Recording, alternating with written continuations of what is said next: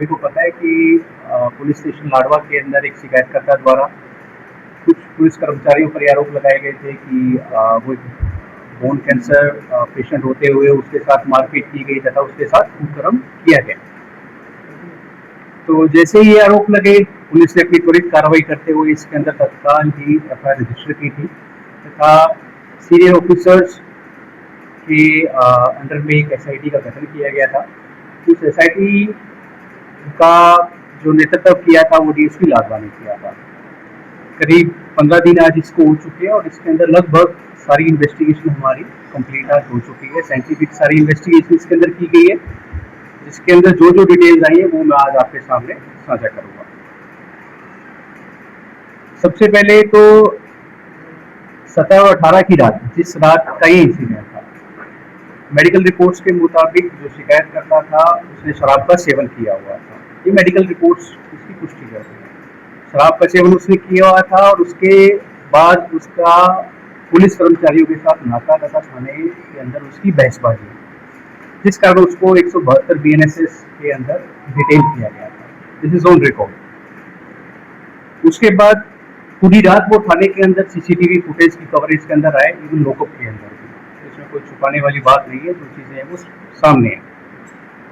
पूरी रात वो सीसीटीवी की कवरेज के अंदर रहता है और सिर्फ 10 मिनट के लिए उसको जो है लॉकअप से निकाला गया। रेस्ट ऑफ द टाइम वो लॉकअप के अंदर लॉज था, जो सीसीटीवी कैमरा की फुटेज के अंदर स्पष्ट दिखाई दे रहा है।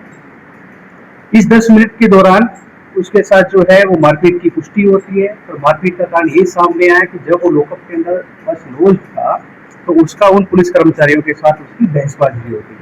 इसने शराब का सेवन किया हुआ था, तो इसने उनको कुछ उल्टा बोला, जिस कारण उन्होंने उत्तेजित होकर इसके साथ मारपीट की। अब आते हैं हम उन आरोपों की ओर जो इस केस को थोड़ा इन अपराधों को थोड़ा संगीन बनाते हैं।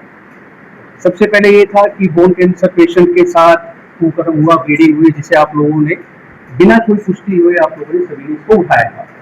आपको बताता हूँ, इसके अंदर कोई बोन कैंसर का पेशेंट वो नहीं था। उस व्यक्ति को कई बार हमने डॉक्यूमेंट दिए, पीजे से भी वेरीफाई किया, वो बोन कैंसर का पेशेंट नहीं है। पॉजिटिव कोई उसकी कीमोथेरेपी नहीं हुई है। सेकंड, उसके बाद जहाँ तक कुकर्म की बात थी तो उसमें हमने सभी इसकी डीएनए रिपोर्ट्स, जितने स्वैब्स थे, जितने कपड़े थे, सबकी करवाई गई।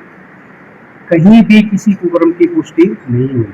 फिर भी आप लोगों की तसल्ली के लिए कि आप लोग ये ना कह दो कि इसमें कुछ चेंज किया गया, वो किया गया, हमने सभी आरोपियों का लाई डिटेक्शन टेस्ट भी करवाया। उस लाई डिटेक्शन टेस्ट के अंदर सभी आरोपी सच पाए गए और उन्होंने कोई कुकर्म नहीं किया। मुद्दई को भी हमने ऑफर किया कि आप अपना लाई डिटेक्शन टेस्ट करवाइए, उन्होंने इसके लिए मना किया। जहाँ तक मेडिकल की बात थी, मेडिकल हमने इसके अंदर बोर्ड द्वारा इसका मेडिकल करवाया गया था और स्टार्टिंग में आपको भी बताया कि उस व्यक्ति ने बोर्ड द्वारा मेडिकल करवाने से मना किया था। इसके बाद उसको फिर भी हमने, क्योंकि ताकि सच का सच और झूठ का झूठ सामने आ सके, हमने बोर्ड द्वारा ही उसका मेडिकल करवाया था। अब बात आती है उसकी ब्लीडिंग की। रात के समय उसके साथ कोई ब्लीडिंग नहीं हुई है। थाने के अंदर जिन जिन जगह पर वो व्यक्ति रोज रहा, चाहे वो लॉकअप था, चाहे वो कमरा था, चाहे उसके कपड़े थे, व्हाइट कलर की उसने पैंट्स पहनी हुई थी, तो कहीं उसमें ब्लीडिंग ना दिख रही है, ना किसी और जितने भी कपड़ों के फर्श के स्वैब्स लिए गए, कहीं भी उसकी ब्लीडिंग नहीं आई है। जो सुबह उसकी ब्लीडिंग आई है और जो इंजरीज उसकी दिख रही है वो उसके क्रोनिक एनल फिशर्स, ठीक है, वो उसको पहले से ही एनल फिशर्स थे और उनमें उसकी सुबह ब्लीडिंग जो है और उसका कारण कॉन्स्टिपेशन, हेमोरॉइड्स ये है जो डॉक्टर्स ने बताया है, ठीक है। और उसके अलावा अब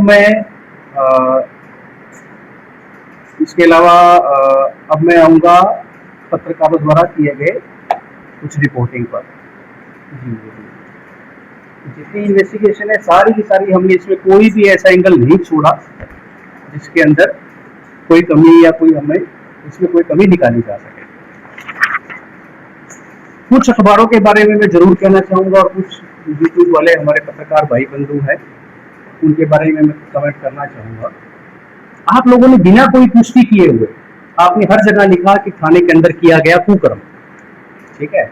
मैं आप लोगों से सवाल पूछता हूँ, ये आरोप यदि आपके ऊपर लगे होते तो आप हमसे क्या उम्मीद करते हैं कि हम आपको यही कहकर संबोधित करें? ये सबसे पहले मैं दैनिक जागरण की कहना चाहूंगा, थाने में कैंसर ग्रस्त युवक से 2 एएसआई व होमगार्ड ने किया कुकर्म। सिमिलरली मैं आता हूँ ये अमर उजाला पर, कुरुक्षेत्र में निजी बैंक कर्मी के साथ किया गया थाने में यौन शोषण। दोनों एएसआई ने थाने में यौन शोषण कहा अपनी सरकार है। प्राथमिकी दर्ज होने के बाद भी पुलिस कर्मचारी गिरफ्तार नहीं। यौन पीड़ित कैंसर मरीज, भाई किसी ने डॉक्यूमेंट तो मांग लिए होते उससे। जहां तक राइट्स की बात है, देखिए ये जब आरोप जब संगीन है, ये वो आरोप है जिसके अंदर व्यक्ति केवल वही व्यक्ति इसमें पीड़ित नहीं होता जो जिसके ऊपर आरोप लगे हैं, उसके साथ उसका परिवार भी है। और कुछ पत्रकारों ने हमसे हमारा वर्जन भी मांगा और पुलिस डिपार्टमेंट की ओर से मैं बड़ा गर्व से इस चीज को कहता हूं कि हमने सेंसिटिव तरीके से इसको डील किया। किसी पुलिस कर्मचारी या अधिकारी की तरफ से कोई लूज कमेंट्स इसमें हमने नहीं दिए।